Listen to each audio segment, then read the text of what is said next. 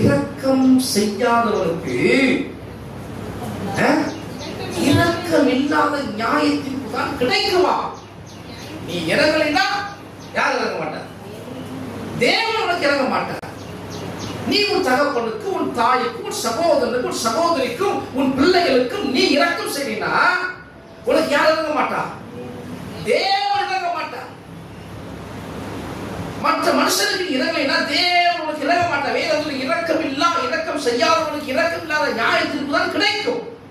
ஆனா நீ இரக்கம் செஞ்சீனா நியாயத்திற்குள்ள இரக்கம், நீ செய்த இரக்கம், நீ காண்பித்த இரக்கம் மேன்மை பாராட்டும்.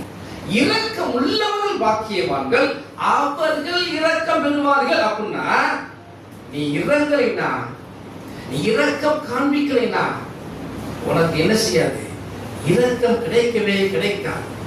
கஷ்டப்படுகிற உன் பெற்றோரை நீ பார்க்கலைன்னா, கண்ணீர் வடிக்கிற உன் பெற்றோரை பார்க்கலைன்னா, வியாதியில் இருக்கிற ஒரு பெற்றோரை நீ கவனிக்கலைன்னா, நீ எவ்வளவுதான் கர்த்தரை ஸ்தோத்திரித்தாலும், எவ்வளவுதான் கர்த்தருக்கு ஊழியம் செய்தாலும், வேத வசனம் சொல்லுகிறது, கிரியை இல்லாத விசுவாசம் செத்தது.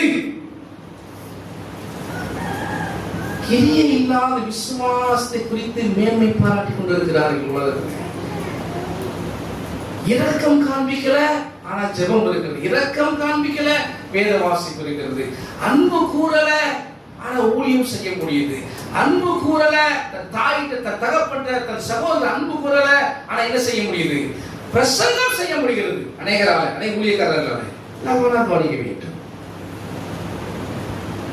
வேத வசனம் சொல்றது, இரக்கமுள்ளவன் பாக்கியவான்கள், அவர்கள் இரக்கம் பெறுவார்கள். இரக்கம் செய்யாதவனுக்கு இரக்கமில்லாத நியாயத்திற்கு கிடைக்கும்.